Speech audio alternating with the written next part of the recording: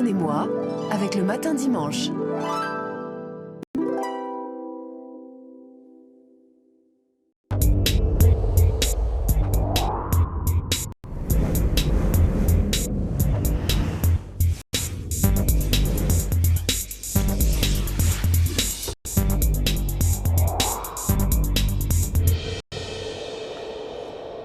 Bernard-Henri Lévy et Marc Bonan, bonjour. Bonjour. Vous partagez l'affiche des soirées Wagner qui se donnent à Genève les prochaines, le 30 avril, le 12 mai. On va parler de ça, de l'éloquence qui est votre marque de fabrique. Ces soirées Wagner, thème a priori pas si facile. Wagner, antisémite, faut-il le condamner, faut-il le jouer? Ça marche. Le grand théâtre, une très grande salle pleine. C'est flatteur pour vous, Bernard-Henri Lévy?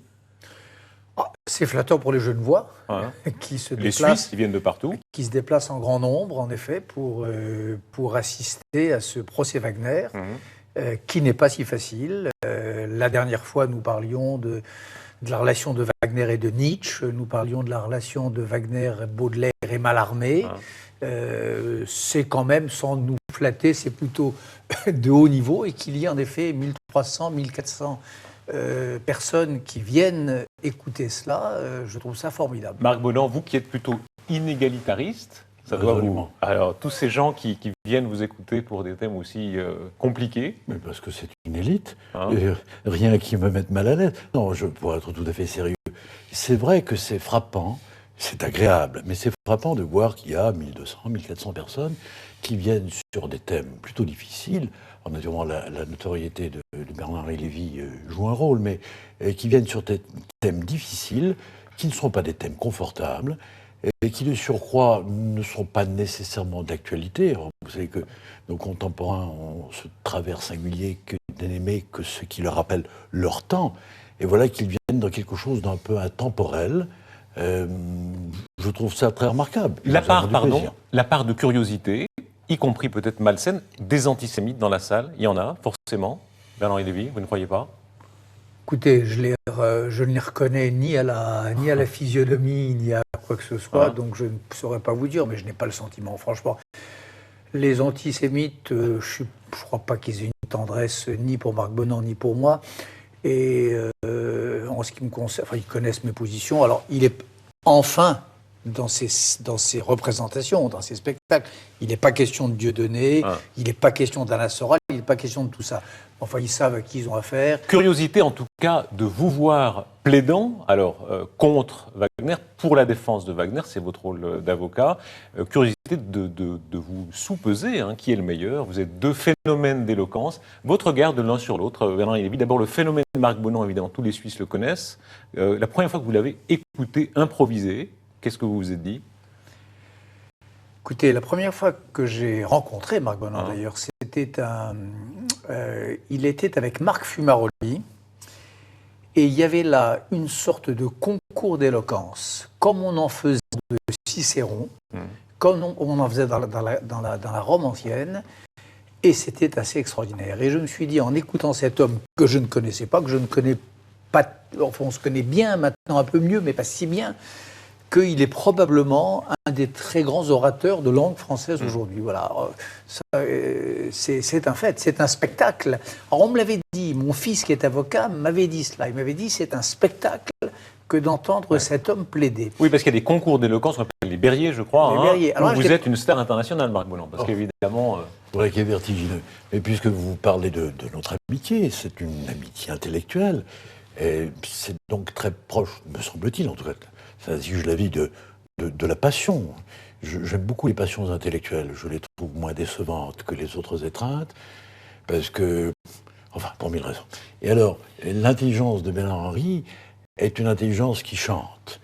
Et c'est le superbe intellectuel, parce que c'est le rapport énamouré avec les mots, les idées, avec une quête intranquille du juste et du vrai, mais pas nécessairement obsessionnelle. Et puis, il a une manière d'être angoissé, intellectuellement angoissé, qui pour moi est un chant. L'éloquence de Bernard Lévy, vous avez deux éloquences différentes, peut-être plus baroques, peut-être plus atticistes chez vous, vous avez des phases plus courtes. Comment vous jugez l'éloquence de votre camarade? Si vous voulez faire la distinction antique entre Cicéron et Hortensius, sans doute. Mais non, mais bien sûr, son élégance a quelque chose d'attique parce que c'est une élégance sobre. C'est une éloquence épurée. Probablement, je suis plus débordant parce que je suis plus futile. C'est-à-dire que jamais la rigueur ne l'abandonne. De temps en temps, moi, je fais le choix d'école buissonnière. Vous savez comment fonctionnent les salles. Il y a une concurrence toujours. Qui est le meilleur? Franchement, il y a des instants où vous dites, il en fait trop, en écoutant Marc Bonan.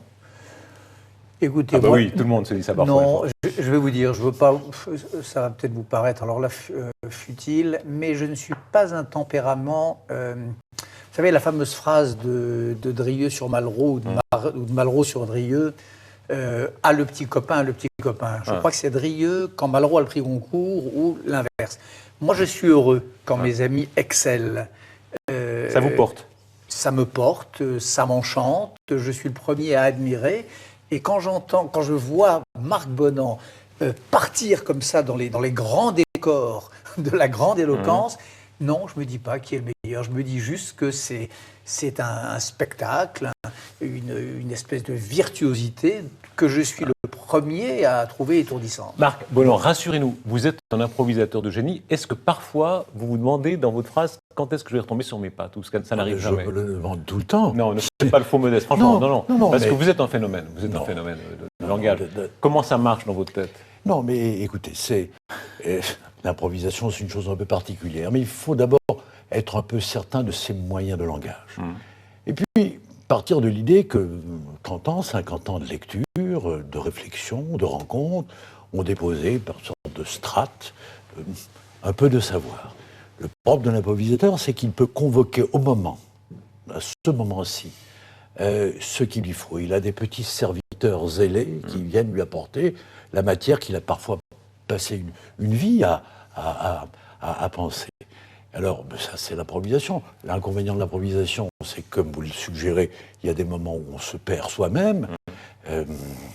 Je dis volontiers que c'est comme les adultères. De partir, c'est rien. C'est les retours qui sont difficiles. D'où vient la rage chez l'un et chez l'autre? Je vous ai vu l'un et l'autre sur scène, à des occasions différentes, très malades, et donnant quand même le discours ou la conférence, etc., ayant même de la peine à parler, fiévreux, etc., mais y allant. D'où est-ce que ça vient?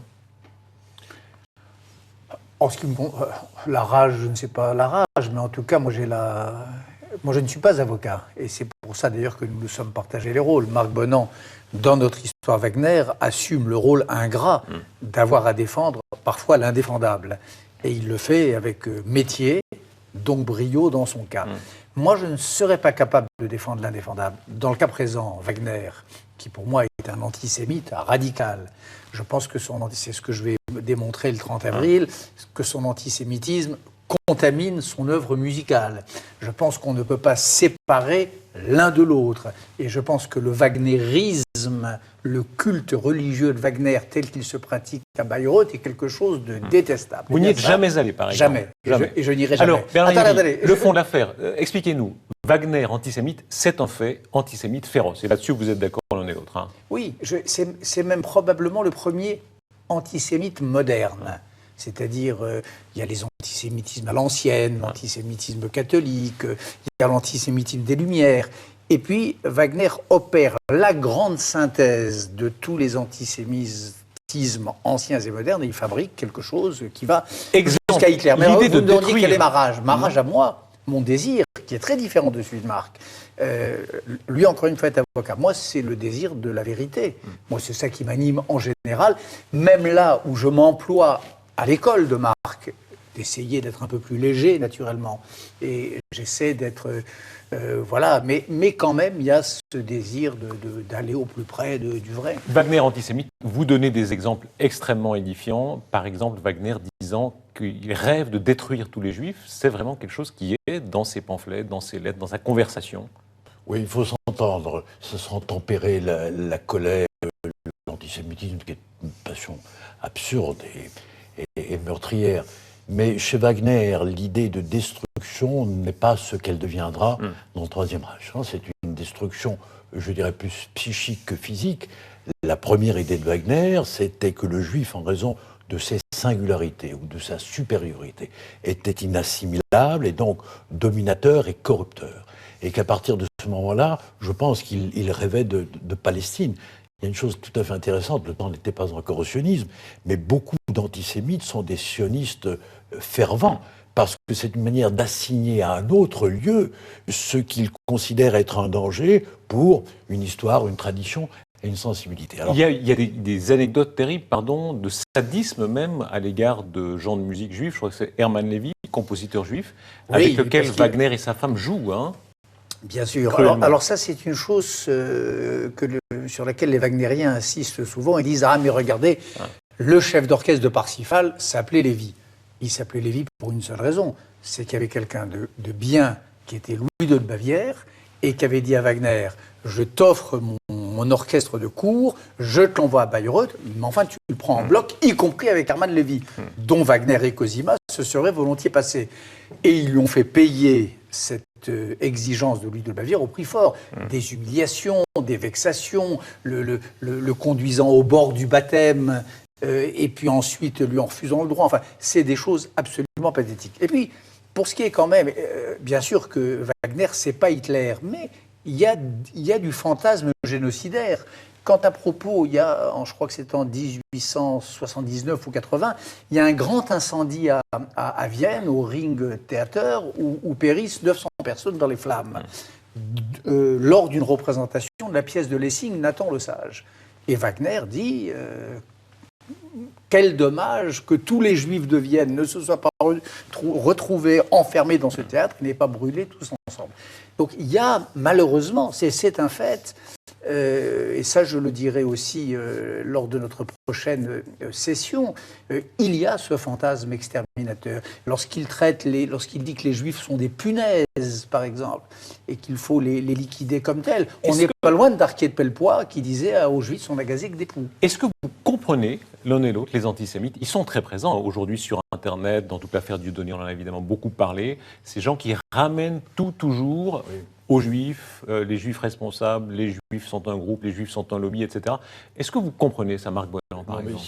Sans l'excuser, mais est-ce que vous comprenez ça? Je veux dire, non, mais simplement sur le problème d'Hermann Lévy, ce que dit Bernard-Henri est naturellement juste. Il faut savoir que Parsifal est, à mon sens, pour le déshonneur de Wagner, un drame chrétien. C'est très claudélien, Parsifal.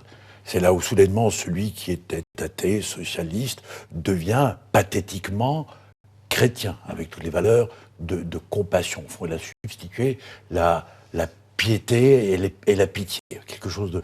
Alors, de voir un chef d'orchestre juif, il se trouve que la plupart de ceux qui ont conduit ces opéras étaient juifs, tout simplement parce que le talent était là, et ils devaient bien s'y résigner. Le problème de Parsifal était un peu particulier, compte tenu de ce côté drame chrétien, et qui voit, au fond, pour finir, Parsifal déchiqueté au pied de la croix du Christ. On pouvait imaginer que lui ne l'aurait pas perçu. Et Bernard-Henri a raison, c'est Louis II de Bavière qui l'a imposé, et Cosima, mais il ne faut pas confondre Cosima et Wagner. Cosima avait l'antisémitisme de son mari sans le génie de son mari. Il faut se méfier des veuves. Alors, Bernard Lévy, des antisémites qui ont des amis juifs, Dieu sait, c'est un exemple qui est souvent donné, des antisémites qui peuvent avoir des amitiés juives. Est-ce que vous êtes arrivé de comprendre les antisémites? Je comprends comment ça marche, oui, bien sûr. Je comprends autant qu'on puisse comprendre le délire. Et j'y ai surtout beaucoup réfléchi. Comment ça marche, le délire d'un antisémite? Qu'est-ce qui se joue là? Quel type de rivalité mimétique? Quel genre d'obsession et de culpabilité? Quelle part de haine de soi? C'est un phénomène complexe, bien sûr, l'antisémitisme, qu'il faut combattre sans faiblir, qu'il faut combattre sans se poser de questions, qu'il faut combattre par la loi, qu'il faut combattre par tout ça. Mais on peut aussi essayer de comprendre, évidemment, de savoir comment ça marche. Et j'ai beaucoup écrit là-dessus. Et je vais essayer, dans nos 2 dernières séances, je vais essayer, dans le cas de Wagner, de montrer, en effet, quel est le dispositif discursif par exemple... Le fait que les Juifs, soient si particuliers dans l'histoire, un peuple qui a cette persévérance de revenir sur le lieu de son ancienne nation, le fait, les Juifs souvent le disent, on a eu tellement de prix Nobel, Est-ce que vous reconnaissez cette particularité des Juifs ou c'est dangereux déjà de dire ça? Non, il n'y a pas plus de prix Nobel. Et revenir au lieu... Souvent les Israéliens eux-mêmes, par exemple, sont les premiers à dire « Ah, voilà, nous avons les Arméniens par exemple, ont le même désir et ils l'ont incarné aussi de bâtir une Arménie. On vous sent différent là-dessus, Marc Bonan. Il y a une particularité du peuple juif. Parce que, et d'abord, il y a une particularité, il y a une singularité que moi je considère comme étant une supériorité de l'esprit. Ensuite, il peut y avoir des explications. Pourquoi ce peuple est infiniment plus intelligent, avec certainement des exceptions aux marges, que la plupart d'entre nous. Est-ce que le fantasme ou la représentation d'une élection l'a conduit à se hisser à la hauteur de cette préférence du Très-Haut? Est-ce que tout simplement le malheur a ceci d'heureux qu'il contraint l'homme à trouver en lui des ressources insoupçonnées? Est-ce que le fait d'avoir été assigné à la spéculation, ce par quoi je ne vise pas l'argent, mais les métiers de l'esprit, les métiers de l'esprit, le fait d'avoir été tellement méprisables. Persécuté pour les Juifs, ça les a poussés à se replier? C'est pas un repliement. Et à s'ouvrir. Je ne pense pas. Vous savez, les Juifs inventent quand même le contraire du repliement, c'est-à-dire l'universalisme. Je ne suis pas venu pour ceux qui sont ici aujourd'hui avec nous, mais je suis venu pour tous les autres, dit le Très-Haut à Moïse, dont parlait à l'instant Marc Bonan. Donc ça aussi, c'est un mythe. Le Juif replié, Israël est une des sociétés, contrairement à ce que disent les crétins, les plus ouvertes, les plus multiethniques, les plus cosmopolites. C'est la seule démocratie que je connaisse où il y ait à la fois des Européens, des gens qui viennent des pays arabes, mais le des gens qui viennent... on a eu récemment dans l'actualité l'exemple de la fameuse affaire du fils de Netanyahou qui sortait avec une non-juive, posait un problème à beaucoup de juifs. Évidemment, si ça arrivait, ils ont tort. Si ça arrivait à un chrétien, on dirait des intégristes, c'est très grave. Qu'ils réfléchissent à l'histoire du roi David et à d'autres grands juifs. Marc Bonan, vous venez d'un milieu, on en parlait tout à l'heure, qui est très vieille Genève, où notamment Oltramar, il y avait des personnages antisémites très connus qui étaient très en cours, qui connaissaient vos parents par exemple. Quel regard vous avez sur cet antisémitisme mondain, ou en tout cas admis tel qu'il existait avant-guerre? C'était avant la Shoah. Oui, alors il faut naturellement distinguer. L'antisémitisme d'avant la Shoah peut être pensé. Je ne suis pas de l'avis de Bernard-Henri, il s'agit bien sûr de condamner, mais il disait condamner sans se poser de questions. Je pense que jamais une condamnation, serait-elle pénale, n'a fait reculer l'abjection de la pensée. On ne fait reculer l'abjection de la pensée qu'en lui permettant de s'exprimer. La pensée abjecte s'asphyxie à l'air libre, elle progresse dans les interdits. Ensuite, il faut contextualiser les choses. Je ne dis pas que le contextuel tient lieu de tout, et notamment du texte, mais l'antisémitisme d'Oltramar dont vous parlez, que j'ai un peu, pour des raisons familiales, connu, était l'antisémitisme national d'entre-deux-guerres, gardez aussi à l'esprit, où il y avait une confusion, de même que le 19e établissait une équivalence entre le capital, c'est très marxiste, le capital et le juif, l'entre-deux-guerres, ou une partie de l'entre-guerres, voyait entre le communisme et le juif, le juif, le fourrier du communisme, a été un thème que nos pères ou nos grands-pères ont vécu et pensé. Alors, donc l'antisémitisme était aussi un anticommunisme. Marc Bonan, Bernard-Henri Lévy, pour passer au chapitre d'après, si j'ose dire, parce que pour la suite, on vous verra, 30 avril, 12 mai, à Genève, Wagner, l'antisémitisme. Vos deux machines intellectuelles, ceux qui vous aiment ou qui vous détestent, il y en a pas mal dans les deux cas, reconnaissent ça, certainement. Comment est-ce qu'on devient, Bernard-Henri Lévy, comment est-ce qu'on devient Marc Bonan? Cette maîtrise du langage, elle vient d'où? Très naïvement posée. Qu'est-ce que vous dites à ça? Elle vient de la lecture de grands textes et elle vient du fait de prendre très au sérieux, dans mon cas, et je crois dans celui de Marc Bonan, depuis très longtemps, les grandes questions, les grands livres, la spéculation intellectuelle. Je crois que nous avons ceci de commun, que nous plaçons peu de choses au-dessus du commerce des idées, de leur querelle, voilà. Donc, est-ce qu'on peut rester, égalitaire? Alors, vous êtes de gauche et vous êtes de droite, tout à fait revendiquée. Marc Bonan, vous avez souvent dit que vous n'êtes pas pour l'égalité. Non, mais d'aucune manière. Est-ce que l'égalité intellectuelle, elle existe? Ou est-ce que franchement, dans votre cas, on n'a pas toujours un complexe de supériorité en disant « Ah, les sots ». Non. Alors il faut s'entendre. Ce glissement de l'égalité des âmes à l'égalité des hommes est une chose qui, naturellement, ne m'est pas proche. Je nous trouve merveilleusement différents. Il y a des supériorités qui sont des clameurs, il y a des petitesses qui sont humiliantes, aussi pour celui qui les regarde. Je pense que de vouloir les hommes égaux relève d'une totale fiction généreuse, mais absurde. Et cette revendication égalitaire est à l'origine de tous les troubles parce que l'homme fait le constat de son inégalité et il entend le chant de la promesse égale et il devient amer et envieux et abominable. Mais alors, Attendez. Il est réactionnaire? Oui, bien sûr. Mais alors, il devrait... Marc, on n'est pas face à face, là, ça fait bizarre, mais alors vous devriez, peut-être ce sera le thème de notre joute de 2015, alors relisez Tocqueville. Parce que Tocqueville pose exactement cette question. Comment faire pour que cette belle idée régulatrice qu'est l'égalité, qui est un beau rêve, comment faire pour qu'elle ne dégénère pas en envie, en ressentiment et en cruauté sociale? Voilà. Ça, c'est la grande question qui se pose aux sociétés démocratiques. Ne pas faire son deuil de l'égalité, tout en sachant qu'elle peut être porteuse, en effet, de ce que vous dites et que, avant vous, des grands philosophes, à commencer par Nietzsche, ont magnifiquement décrit. À l'heure de noter vos ressemblances et vos différences, Marc Bonan, vous êtes de droite, militariste, mais athée, complètement athée, revendiqué. Ça vient d'où, ça? Je ne sais pas d'où vient la lucidité. Oui, je suis athée, j'allais dire grâce à Dieu ou hélas. Je ne doute pas qu'il y ait un bonheur à la caresse de la grâce. Je crois avoir un type de spiritualité. Mais est-ce qu'elle s'exaucerait dans l'idée que Dieu est? Probablement pas. Donc après, rien. Je crois à l'esprit. Plus à l'esprit qu'aux esprits. Bernard-Henri Lévy, vous avez écrit tant de livres sur la conviction la plus intime. Je n'ai pas souvenir que vous ayez été très prolixe, c'est-à-dire être croyant ou pas, simplement. Non, je ne suis pas croyant. Moi, j'ai écrit il y a très longtemps un livre qui s'appelait « Le Testament de Dieu ».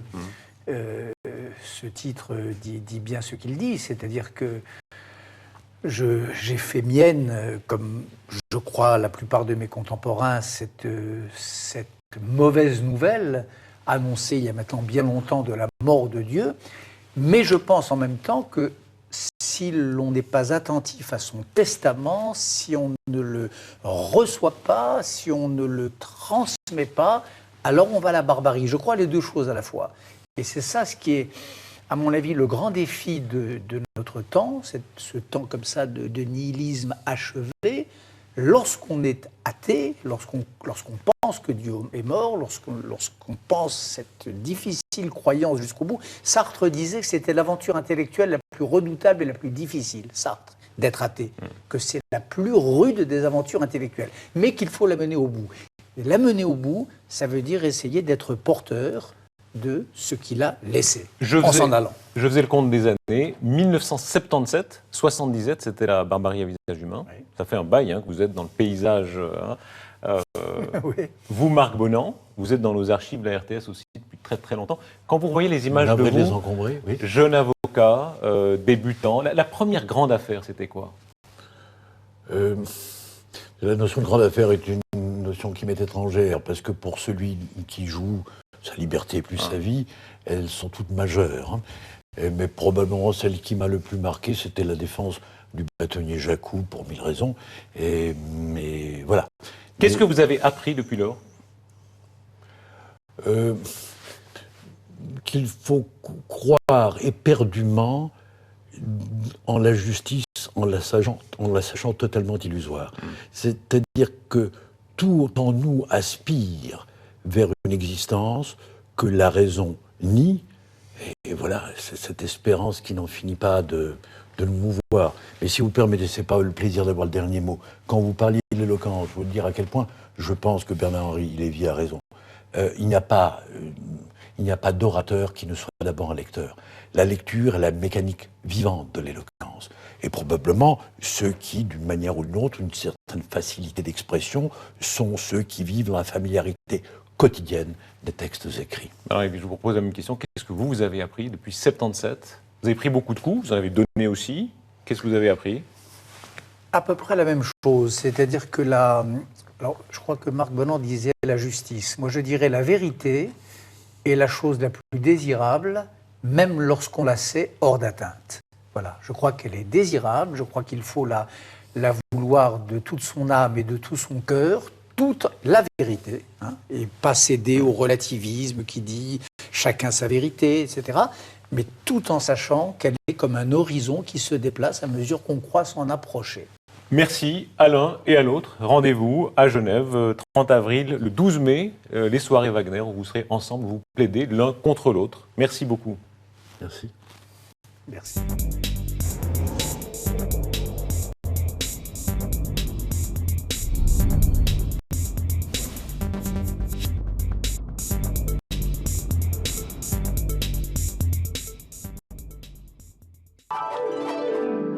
Pardonnez-moi avec le matin dimanche.